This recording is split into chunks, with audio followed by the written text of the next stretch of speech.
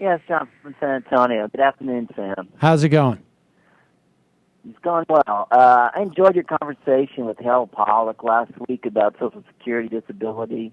And I recommended everybody read Mr. Pollack's article in The Atlantic.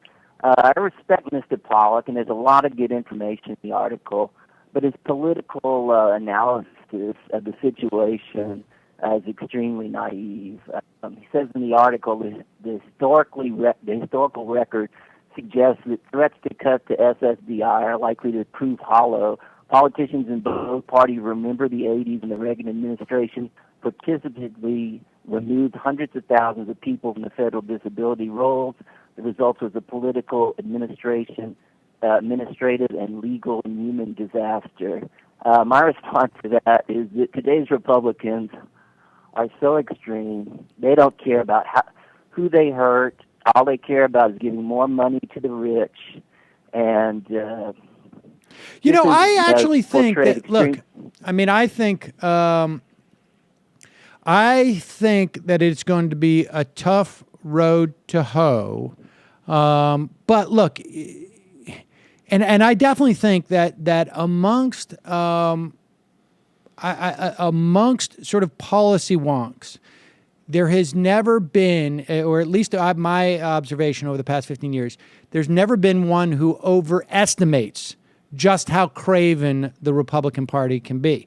I mean, that is why, frankly, you had so many people surprised about Trump because, and I would even argue that, look, the reason why they would cut disability would not be to give money to the wealthy because there's really not that much money there.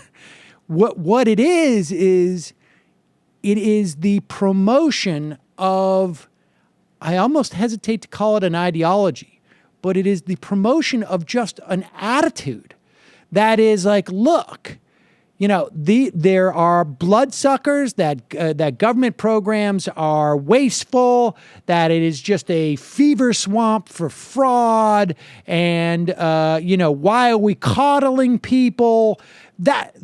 It's much more about that than it is to deliver the money to anybody else. It is really just like, this is just a way for us to attack the idea of government. And this is just a vulnerability out there that feeds into some other narratives that we're building. And I agree with you that in terms of the analysis and the assessment of the ability of the Republican Party to at least try something like that, I think is usually not the forte of guys who do policy analysis. And I would include that piece in The Atlantic in the same way. But that's not, to be fair, that's not part of his portfolio as much as it is sort of analyzing the program itself. So I agree with you. It'll be interesting to see if that comes up in this election cycle.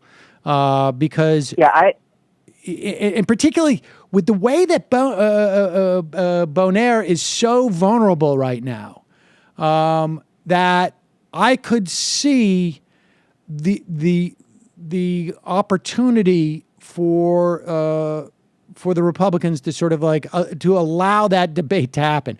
And frankly, I'd like to see it happen because I think it's a losing debate. But I agree with you that it's an underestimation of the cravenness of the Republican Party. And really, that's the thing. That's what gets me so much about when people write about the reason why Trump is ascendant is because of his populism. I am telling you that if Trump had come out and said, hedge funders deserve those tax cuts, it wouldn't make a difference. I mean, it doesn't make a difference. I think he stumbled upon the virulent nativism because that's sort of who he is. And aside from that, it is really just his whole attitude. And I suppose nativism is sort of like, part and parcel of that attitude of just being broadly speaking, just an a-hole. And I really think that is what is contributes to his popularity in that party. It's just that they've been told from day one, like, look, I've listened to so much Limbaugh over the years, and the primary message from Limbaugh, strip aside the politics of it, is do not doubt yourself. that any creeping notion of maybe your position is not right, do not doubt yourself. And that includes like necessarily rejecting. The flip side of do not doubt yourself is rejecting the possibility that anyone else who is living their lives or believes something that is different from you is not valid, because it causes doubt to creep into your mind. Like, hey, maybe black people aren't so different, or maybe poor people aren't just lazy, or whatever it is. And that's what, and Donald Trump is the sort of the ideal of that.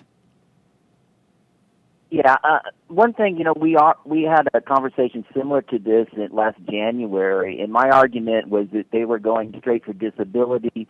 Your argument was that it was an overall cut to Medicare, to the Social Security, and I actually think you're right, because on the February 11th Senate hearing, which lasted about 3 hours, which is available on an archive on the internet, all the Republicans, all they talked about was, they wanted to cut disability, but their main goal was to cut Social Security. Yep. And like Lindsey Graham was he was like, yeah, we need to increase the age, we need to do, every possible thing that you could do, he was for. And right. All of them talked about unfunded liabilities, and it was so ridiculous.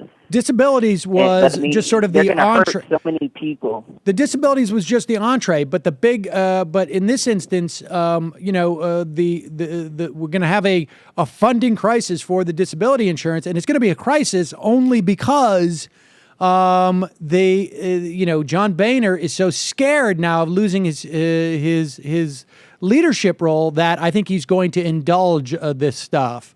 And so we will see. But I appreciate the call. Talk to you soon.